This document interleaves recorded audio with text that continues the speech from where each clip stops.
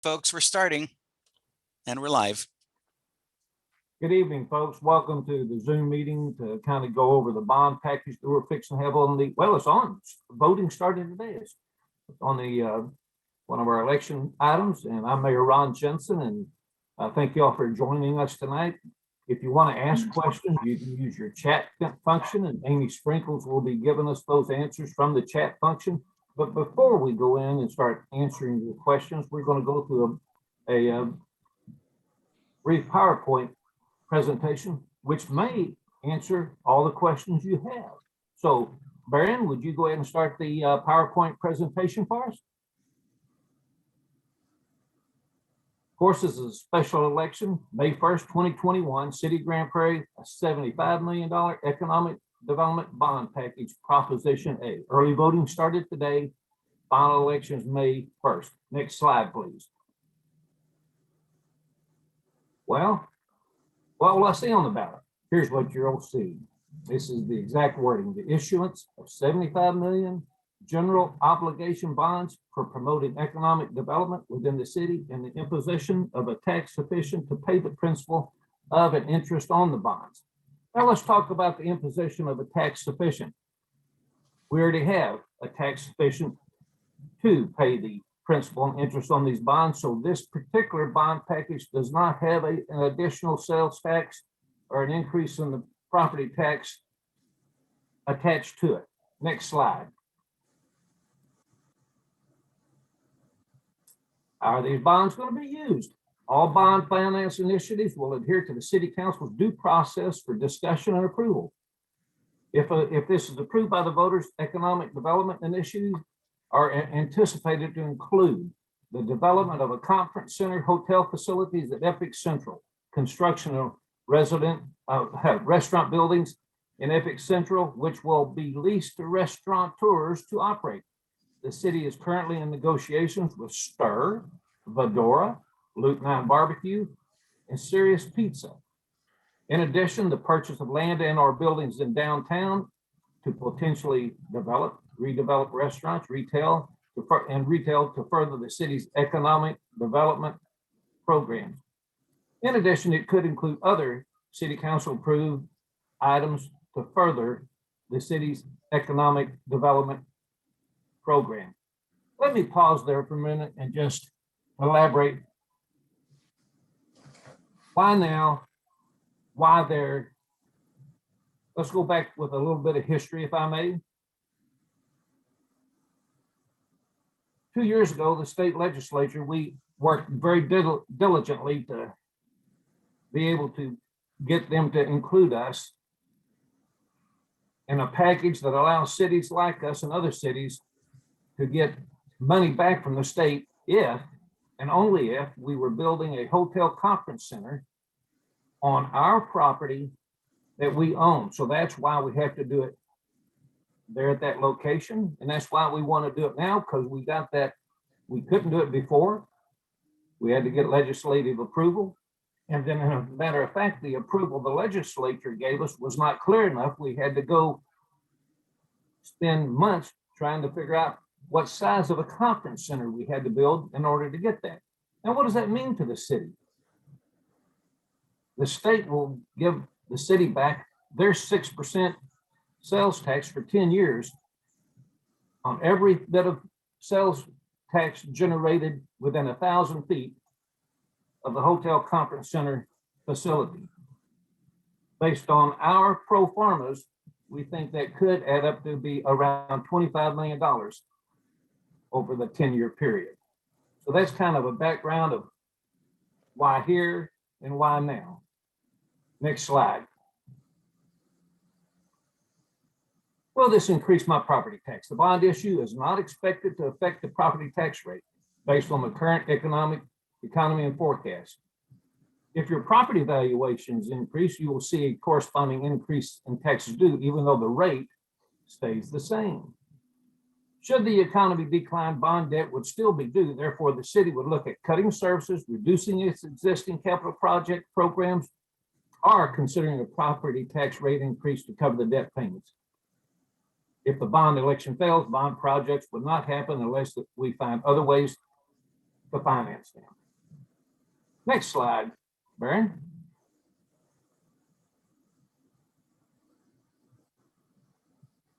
Has the city recently increased its property tax rate? No. While increases in valuations result in additional property tax owed, Grand Prairie's property tax rate has not increased in the past 29 years.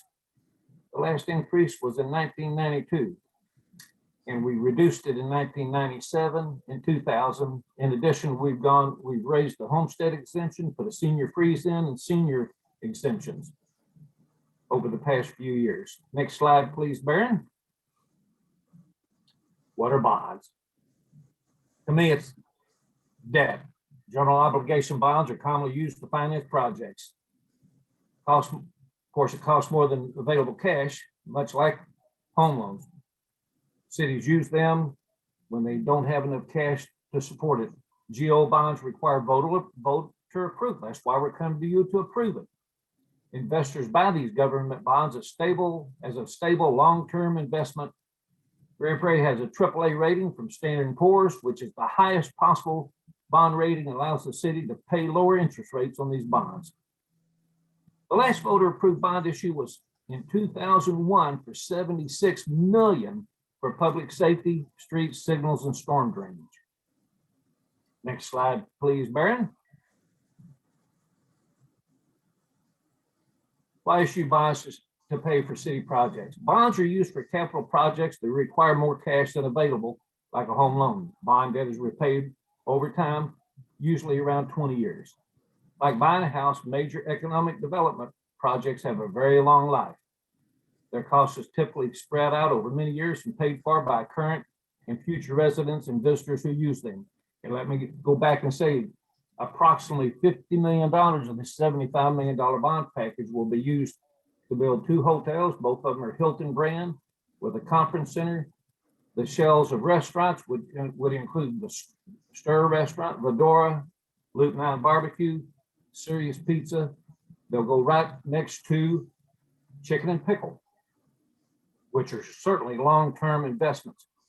And let me also answer a question: why build a hotel with a conference center? We lose conferences, the cities that have hotels next to conference centers. If you recall, years ago, Dallas went out and got funding to build the Omni Hotel right next to their convention center because they were losing business because they didn't have a hotel attached to their conference center. So Dallas owns the Omni Hotel right next to the conference center.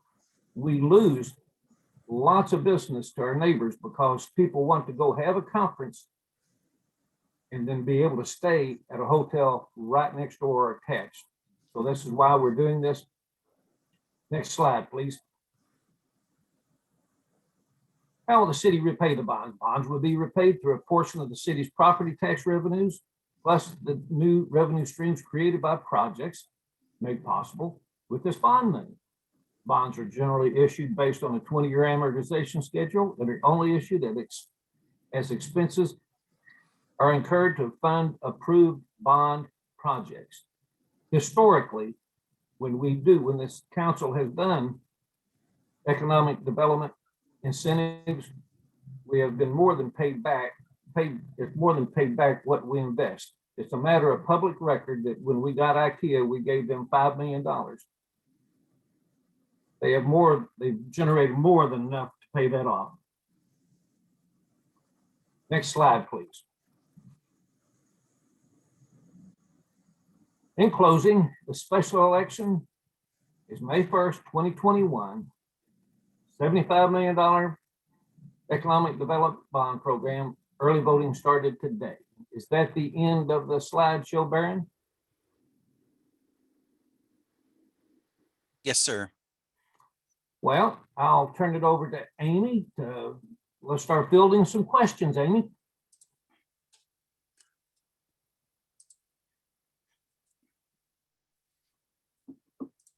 You're muted, Amy.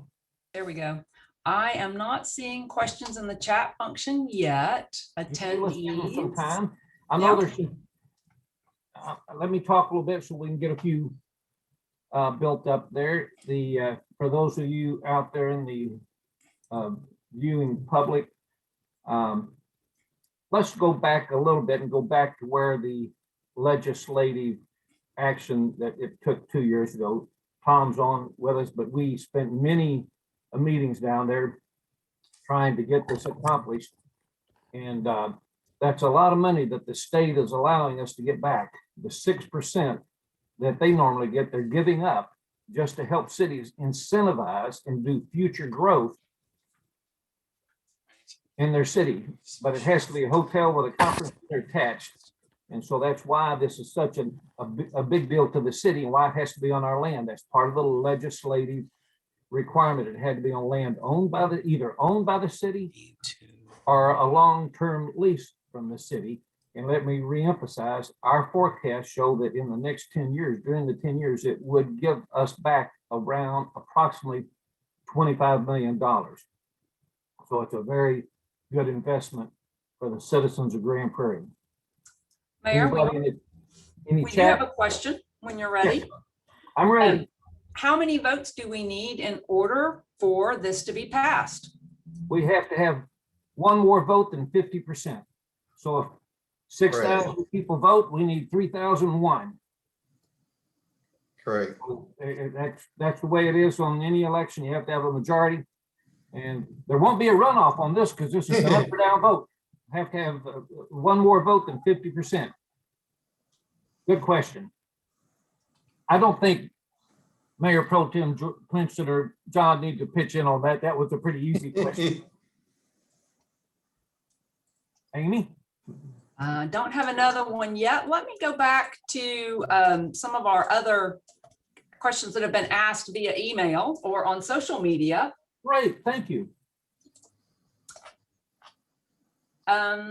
So we answered the question, why in Epic Central? We own the land. That has been a question. Amy, a question that often comes up that Mayor may want to answer. Mayor, but if it passes and the $75 million is authorized, does that mean that the city spends $75 million? Can you address that, please?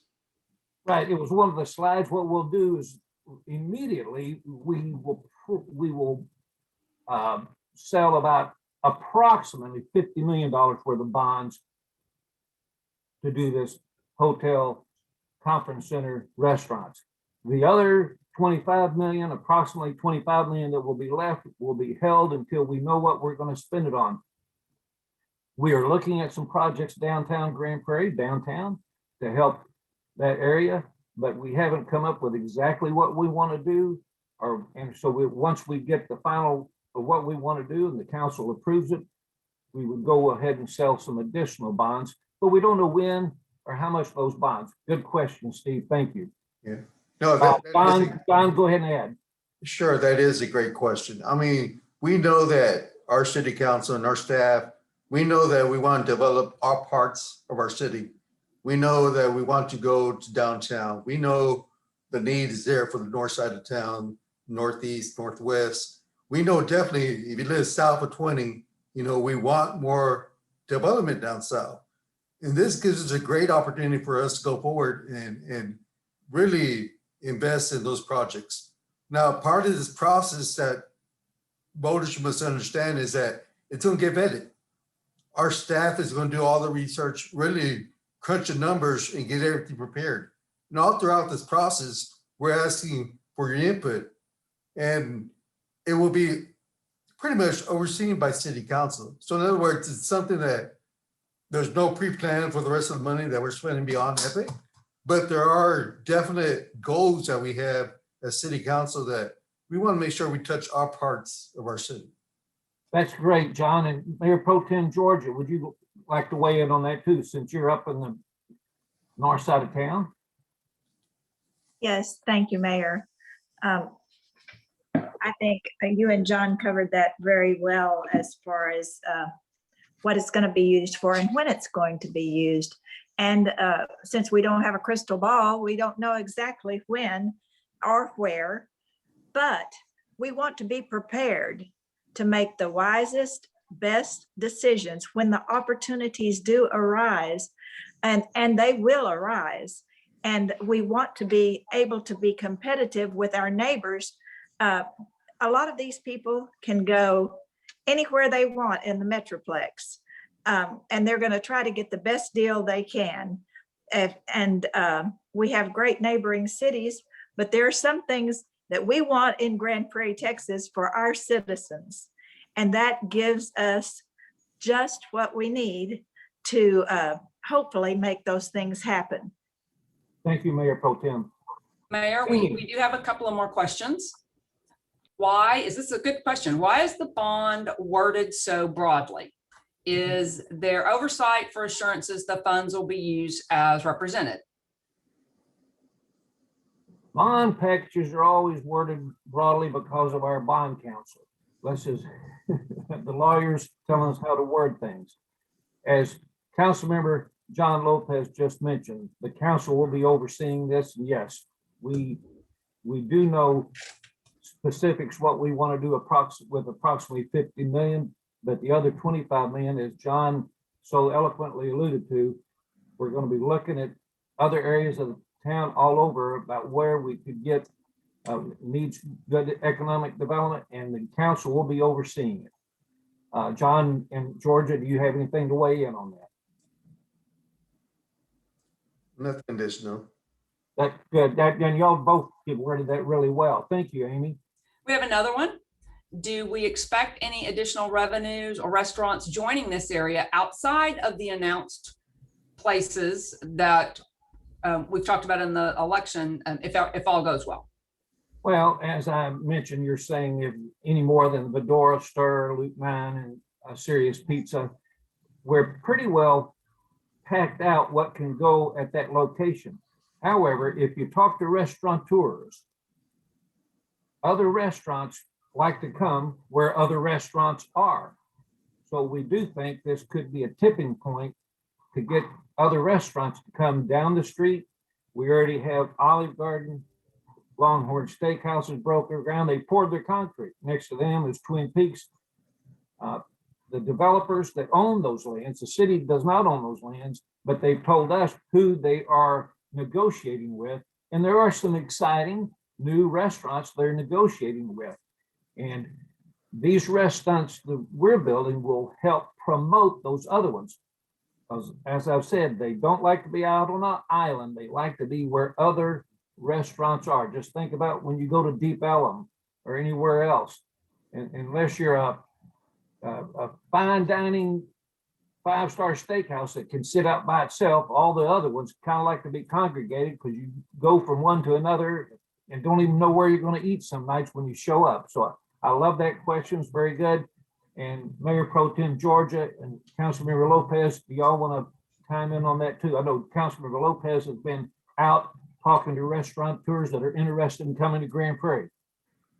Most definitely, Mayor. I mean, we're working very hard to really touch all parts of Grand Prairie.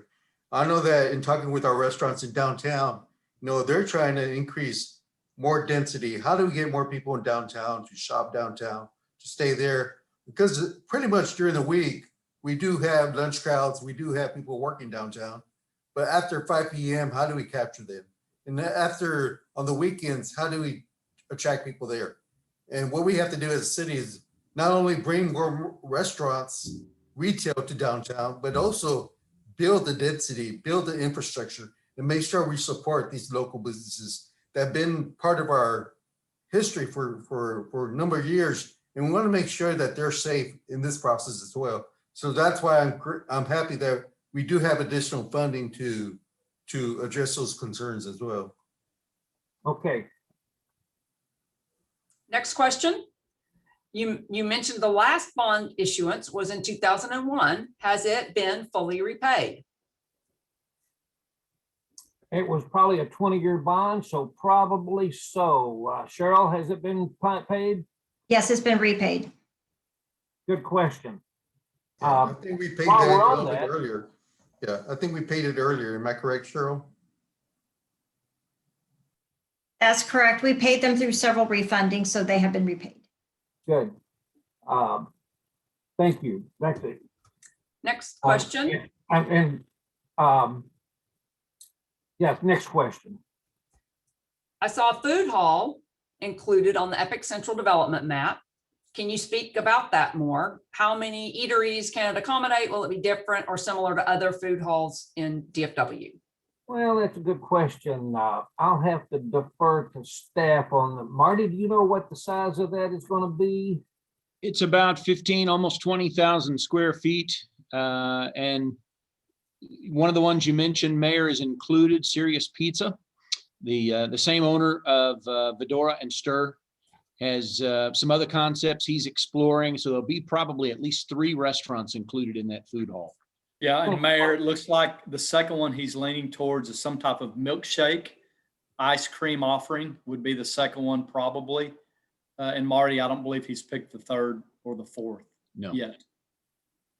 Yeah.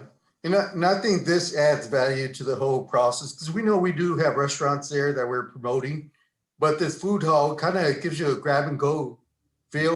You probably grab something to go, sit out there in the lawn, enjoy the water features that we have out there, and just enjoy the overall scenery of the whole development. And that's what we want to do. We want to make sure we have plenty of options that no matter what type of budget you might be facing, or maybe you don't got time to make a reservation or have a dinner at the restaurant, but you still want to take your family out there, enjoy Epic Waters, Epic Central. So there's different things that we're trying to build around there to make sure we keep families there and make sure we consider everybody. And Mayor, one of the cool features of the food hall, it's going to have a stage that you can see from the inside and the outside lawn space for live music. So that's just kind of a cool feature of that particular space. Well, and this is a good time to interject the House bill and Senate bill. I went down to testify in Austin that have been voted out of both committees. We fully expect the full House has approved it. We fully expect the full Senate to also approve it because it has bipartisan support. An open container law that allows you to get a drink. Let's just use the names that we know. Let's say that you're at Vedora out on the patio and you have a margarita in your hand, but we start the water show out on our ponds and you want to leave Vedora with your margarita. PABC rules say you have to leave that margarita at the exit of Vedora. There are venues all over the state of Texas that allow you to carry that margarita outside of that venue as long as you stay in the entertainment zone. Sundance Square, Globe Live, Texas Live, big place down outside of Houston. You can take that drink outside as long as you stay in an entertainment zone. We're fixing to get legislative approval for the Epic Central, bounded by the Public Safety Building and Chicken and Pickle and Epic Waters and the restaurants there, Vedora, Stir, where you could go out with your margarita. Now we'll, of course, have a police presence, signage, and PABC rules will apply for underage drinking and all that. The purchase of the alcohol has to be at a PABC restaurant indoors. It's just going to allow you to walk outdoors with that glass of wine, margarita, long neck, and watch the show. So thank you. We have a new question. Would any of the bond funds be used to also develop the parcel of land near IKEA, or is that a separate project?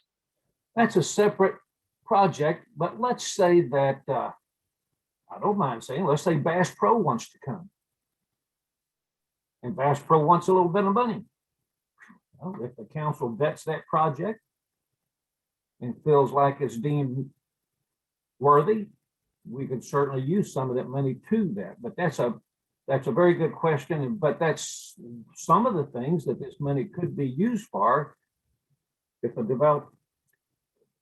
something wants to, everybody, y'all may not know this, but Arlington was negotiating with IKEA and they were going to put it where the Summit is, not our Summit, but the Summit Car Parts building on I-20. We were negotiating with them also. We didn't know it until after the fact. So if a Bass Pro did want to come we've got a great location for them, and some of this money could be used for them. So yes, it's as Georgia said, it kind of gives us some dry powder in case something comes up that we feel like would give us payback. Back to what I said, IKEA has more than paid back the incentive we gave them. And that's the way we do projects. It's math. It's a math project. What do they want? What do we get back? What's the investment? How many jobs did it bring? What does it do for our quality of life? Great question. Amy? Next question, what type of tax breaks are we expecting to entice businesses? Are we going to actively be inclusive of minority and women business owners? We certainly will. Now, tax breaks, this bond package is mainly to incentivize it. But let's talk about other incentives around the area. We usually when an IKEA or something comes in and we're doing a development, we will incentivize a part of it with giving some of them some of our resources, like we won't charge them for a tap fee or something like that. But Mayor Pro Tem, let's speak to the minority. And Cheryl, I'd like you to interject with that. Who did we just hired somebody whose main job where he was that was his job, was seeking minority businesses. So we're going to make it a very big vocal. And Cheryl, since you're over the finance, I'd like you to speak to that and who that person is, when we hired him and where he came from and what we've charged him to do. That's a very good question. Thank you. Yes, Mayor, we are offering a program really with our purchasing department. One of the things that's important for us is to make sure that we have an inclusive program. So we hired a person that was a minority and that is very familiar with minority processes. And so this person is really going to focus on how do we get minorities and to learn to do business with the city. Thank you, Cheryl, and I knew that too. Thank you very much. Amy. Mayor, I'm Yes, sorry, Mayor. If Oh, I thank could you, John. add that, yeah, this person, it's a specialized person. I mean, this is something that he's been doing for a number of years now. I think it's really going to be a game changer. Us as a city right now, we're about 24%, that we try to attract minority women-owned businesses in this process in our city. But this bond would probably be another layer for us to do that outreach. Not only are we going to try to encourage contracts to be awarded to all types of businesses, definitely we look at local. We want to make sure our local businesses are taken care of, make sure they're part of the process. But something unique also that we have found that is that sometimes we do have a lot of hires. And just the other day, there was a company that hired students straight from Dubisky High School, to go work on construction sites and different projects throughout the city. So I think that's a very much added value. We're investing back in our future, and I think that's a plus for us. we have a suggestion from a panelist. I'd like to give a suggestion for the 25 million not designated for the Epic Central. Build pedestrian bridges across Joe Pool Lake. Bridges beautify and connect many of the subdivisions on the south side. This panelist has been impressed with Cedar Hill and what they've done.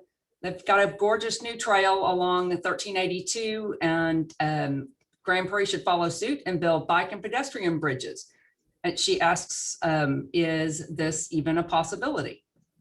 It's, I'll be real blunt, it's not a possibility with this 75 million, but it is a possibility. And here's how that would work. Let's talk about Cedar Hill's 1382 project.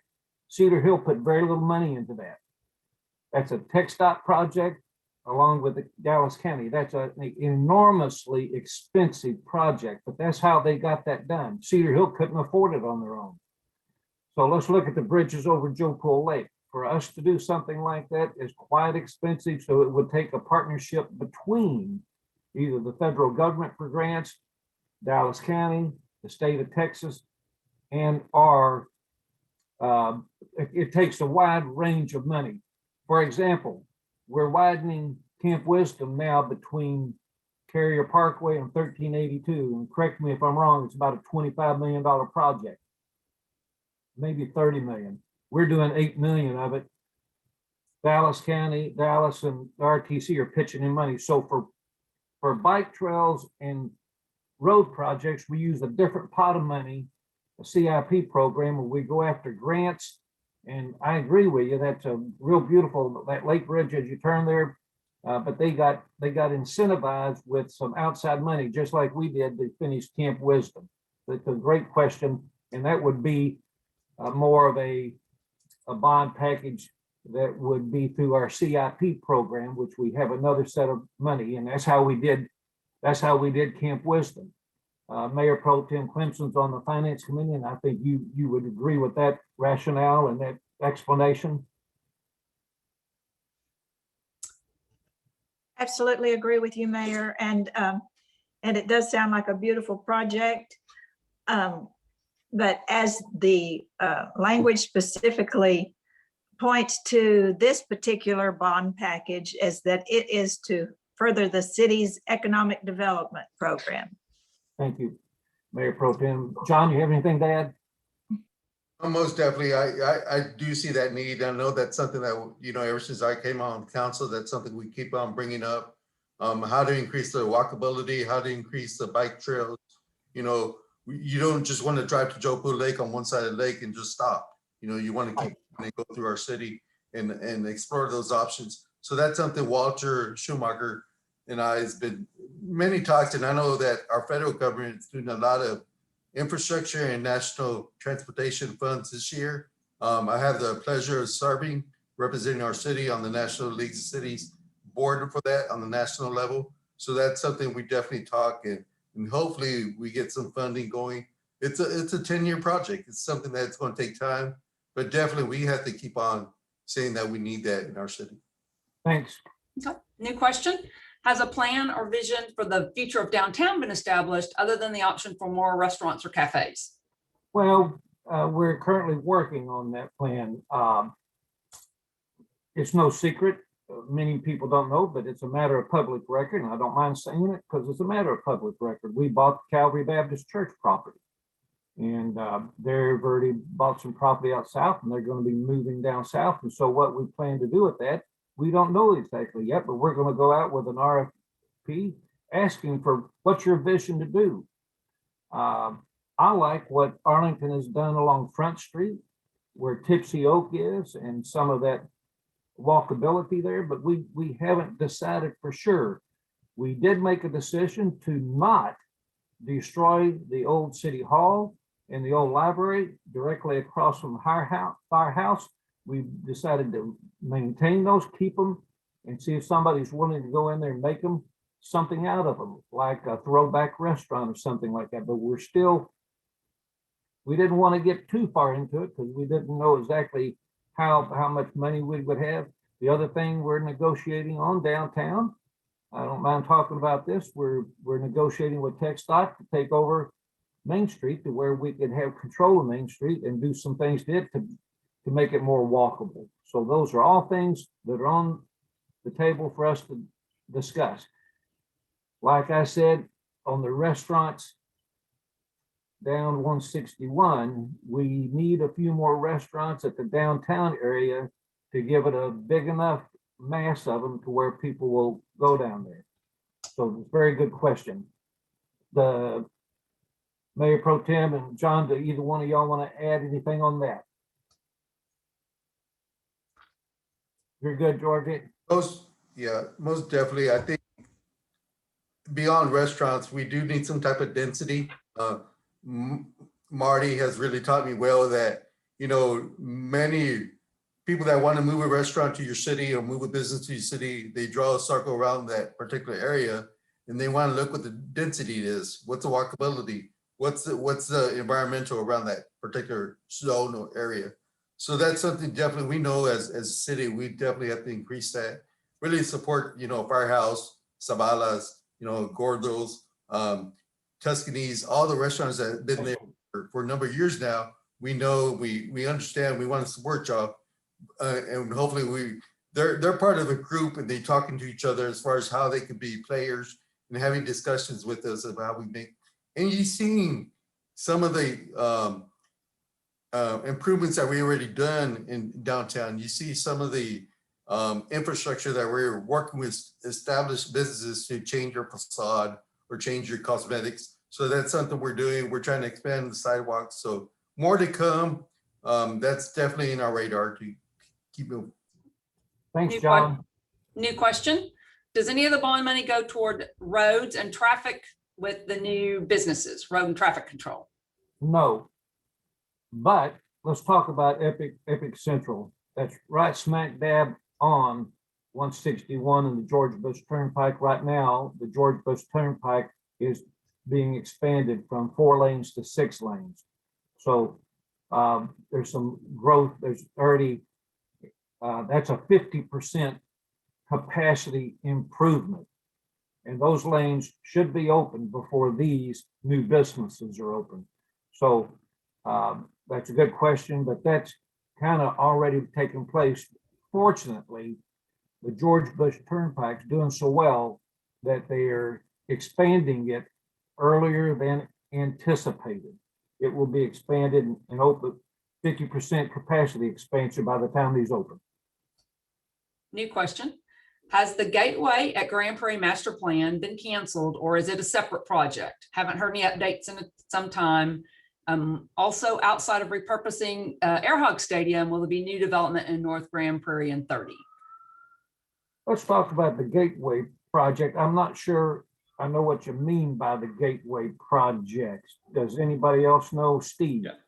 Yeah, Mayor, I'm going to start it off and then I'm going to throw it to Marty. So Gateway is the Omni Plan concept vision at Beltline and 30. Address that with I-30 then. Just Yes, go sir. ahead and talk about the I-30. Yeah, you bet, Mayor. So no, to answer the question, we've been working on that continuously, and some of the negotiations are confidential because they're pending, but we can share a few general things. And I'm going to throw it to Marty Weeder, our Economic Development Director, to cover an update that we can give the public on Gateway. And then as soon as we can share more with the public, we will certainly do that. Thank you, Steve. The nice thing about that project in particular is it's a lot of land that nobody looked at for years because it didn't have frontage roads. And have access. That's right. That's right. So they could see it, they couldn't get to it. That's all changing as TxDOT continues to build and complete the frontage roads. You've seen where that's been added now on the north side going westbound. So that's kind of changing the whole philosophy of, or at least the life of some of those properties and the businesses that are on there. The good thing is 401 Palace Parkway was purchased last year. The individual who purchased it wants to renew it and turn it into a corporate office building consistent with the plan that Omni Plan recommended. We're seeing some others. We're talking to some people about other parcels right now. As Steve mentioned, we can't go into detail about that, but we're also working with our consultants to update the marketing piece that we put together to be able to illustrate how the changes in the market due to COVID and since that plan was put in place relate to these parcels. So we're pretty confident there's a couple of people really taking a look. I think certainly the individual mentioned cricket and Air Hog Stadium. One of the groups that is going to be here later this week is American Cricket Enterprises, the individuals who own and work with USA Cricket. They're going to have a headquarters somewhere. And that's certainly something we're going to continue. We've made it very clear to them. We're going to continue to talk to them, believe they may be someone who wants to locate up there. Others have come and looked there, and we'll continue to talk with them because we want to ensure what comes is consistent with what Omni Plan recommended and that you and the council really embraced. Good. I forgot that we called it the Gateway Project. I always just call it the Omni Project. And it's waiting on the frontage roads. And really, as Mayor Pro Tem Clemson and I have talked about, it's really it's the only available land in Northwest. in the Northwest or even the Northeast. There's nothing Northeast that we can do something with. And we're having meetings with the Chickasaws who run Lone Star Park and the cricket people and AEG on some future developments out there in and around Lone Star Park and the entertainment district. Thank you, Marty. Thank you, Steve. Mayor. Yes, Mayor. Kim. Yes, I would just like to comment on that Gateway proposed project. And that I-30 and Beltline, you know, our Northwest citizens of District 1 especially, and of course that right over into District 5, have waited very patiently because all of the activity has been Epic Central, and let's concentrate on Epic Central, which is not that far from us. But all of this time, we've been waiting for things our citizens have always wanted to have in the Northwest sector. And this, I'm just appreciate them being patient, because we did come out with a gateway project, but we still did not and still do not have access with the frontage roads. They're not completed yet. So I hope they will continue to be patient, because there is so much going on behind the scenes. And this, I think that this will be something that our Northwest people will really, really be proud of and excited about when it comes to fruition. You know, I think it's good for the people that are listening to this, get a little historical perspective of frontage roads. I-30 was the turnpike. They had no frontage roads. Arlington was able to do frontage roads a lot sooner than us through some funding through the federal government and the state of Texas. What gave us the funding for the frontage roads along I-20 and I-30 was the George Bush Turnpike. When a turnpike or a tollway goes through a city, there's some excess revenue that is spun off that they give to that city. It's called near neighbor money. And we're using that money to build the frontage roads on I-30 and I-20 to help spur more development. So that's what's putting the roads in, and the frontage roads is being paid for through that near neighbor money that NTTA gave to be able to build the George Bush Turnpike. Next question, Amy. What is the increase in sales tax, property tax, or how is this going to be paid for by the citizens? There will be no increase in sales tax, and we are not raising the tax rate. Here's how it's going to be paid for. Let's talk about any economic development project we've done in the past. It's a math equation. What does that business bring to the city, and what do they want from us in the way of incentives? I like to use IKEA as an example.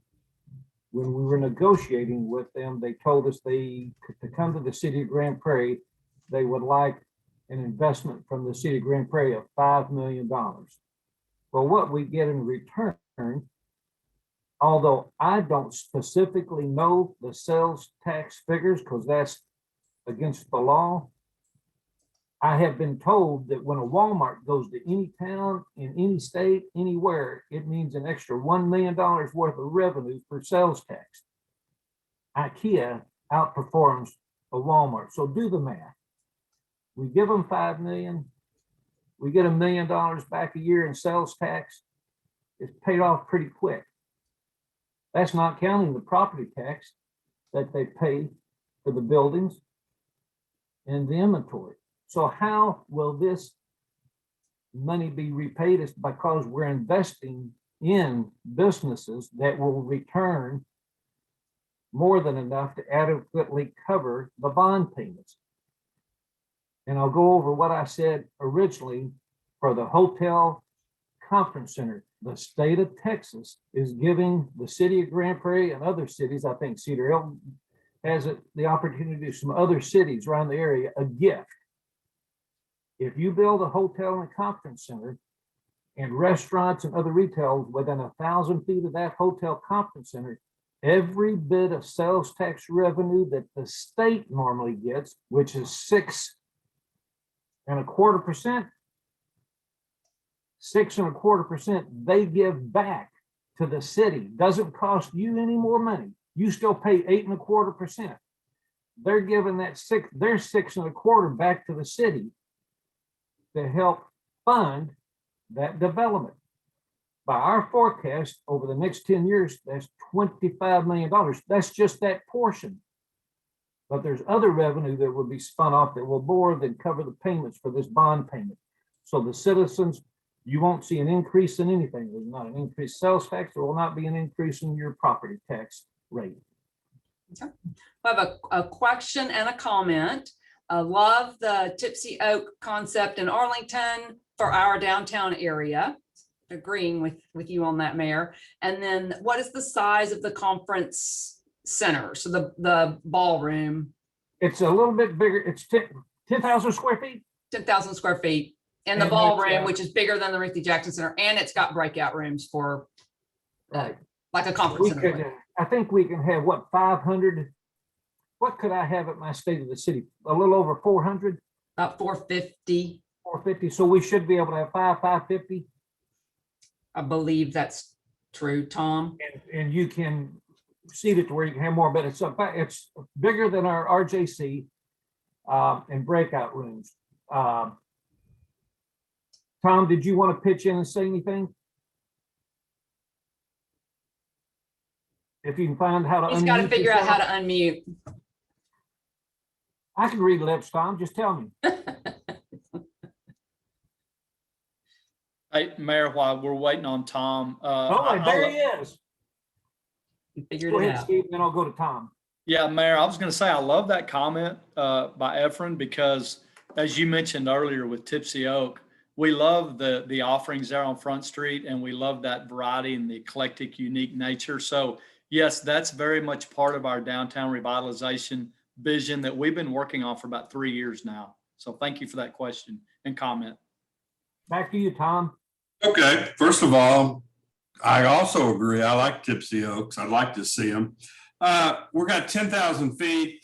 Planners a lot of times use 15 square feet for planning banquet type stuff. And that can depend on if you've got a dance floor, if it's a wedding, or you got a big buffet line or whatever. But this will let us handle a significant amount of the business. You know, we were told going in, you know, at some point you're building a size that you just don't get that much business. It's not worth it. We think we've got a good sweet spot here. And Mayor, I think you said it very succinctly. It's been embarrassing. I got a call from a professor at UTA wanting to host a conference here in our city of 200,000 people. We did, but he wanted a hotel attached. We didn't have it. So it's time. Yeah, we constantly lose business because weddings, major events that Lockheed puts on, they bring people from out of town, from Orlando, from all over. Lockheed Missiles and Space Fire Control is huge to our city. They can't have a conference in our city.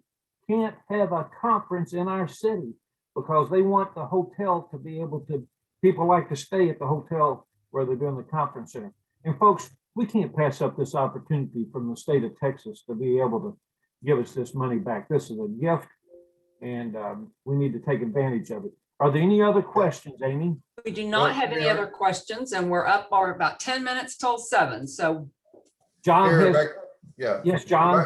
If I could just add, I think adding the conference and the hotels will be a game changer. Currently, we do have big events at Lone Star Park.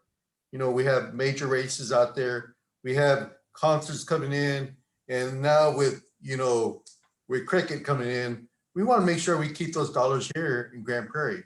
You know, we want to make sure they have a place to stay, a place to eat, a place to entertain themselves, and they don't sometimes come alone. You know, we don't just want them to come in for a show and leave right after the show. We want them to come in, spend the weekend, spend the money, and help build our economy here in Grand Prairie. So. Thank you, John. Amy, I guess we'll just wrap it up. As a closing comment, I would just appreciate everybody. These were great questions. I hope you got a better understanding of what this bond package is going to be used for. I know I speak for my fellow council members, Mayor Pro Tem Clemson and Councilmember Lopez. We take our fiduciary responsibility very serious, and we have a fiduciary responsibility for the city. But we also know, as John and Tom Hart and Georgia said, we've been yearning for things. We've grown up here. We deserve to have these things. They will pay for themselves. And I think the better you understand the process and what's going on, it makes sense to be able to go forward with this. Amy, I didn't see any other questions come up, so Yes, I sir. think we can close it out for the evening. I'll defer to Mayor Pro Tem Clemson for any closing comments.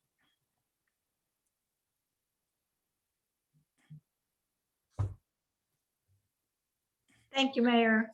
I really do appreciate the fact that this was made available for our citizens, this information and education, because they had some excellent questions and they were addressed very well. And I've heard you say before, when people say, well, what do you want to come to Grand Prairie? Well, we want some things that we don't have and that our citizens want. And as John alluded to, we love our neighboring cities, but we want to keep some of that money here in Grand Prairie as well. And so this gives us an opportunity to lay that groundwork that can make that happen. So thank you so much to everyone for your input tonight. And Councilmember Lopez, I'd like you to, any closing comments? Once again, I do want to thank everybody for asking these questions. I think that, having these type of settings and forums and discussions, hopefully it answered several of your questions, but we're still available. I mean, you still have more questions, please reach out to us. We would try to get those answers. I know we're doing an in-person event later this week, so there's another opportunity. But, we really want to do stuff that we hear our businesses wanting, to help them out, that we hear our residents wanting. And the way to do that is, really think about, participating in this election and then look at bond and see how the benefits are going to come down. And just, really look at that. And we're hoping that you come out and you participate in the bond election, and look forward to seeing you at the next event. Thank you, John. Amy, Baron, staff, thank you all for participating. In closing, I just want to say something to the general public that my council has heard me say all the time. If we can't explain why we're doing something, shame on us. We're not hiding anything. This out in the open, what we're wanting to do. We think it's good for our city. Please, if you have any further questions, contact any one of us individually. And if we can't answer it, we'll get you an answer. And if you didn't get your question answered tonight, come to the Ruth E. Jackson Center this Thursday night. With that being said, Baron, I think it's time to shut down the meeting. Thank you, Mr. Mayor.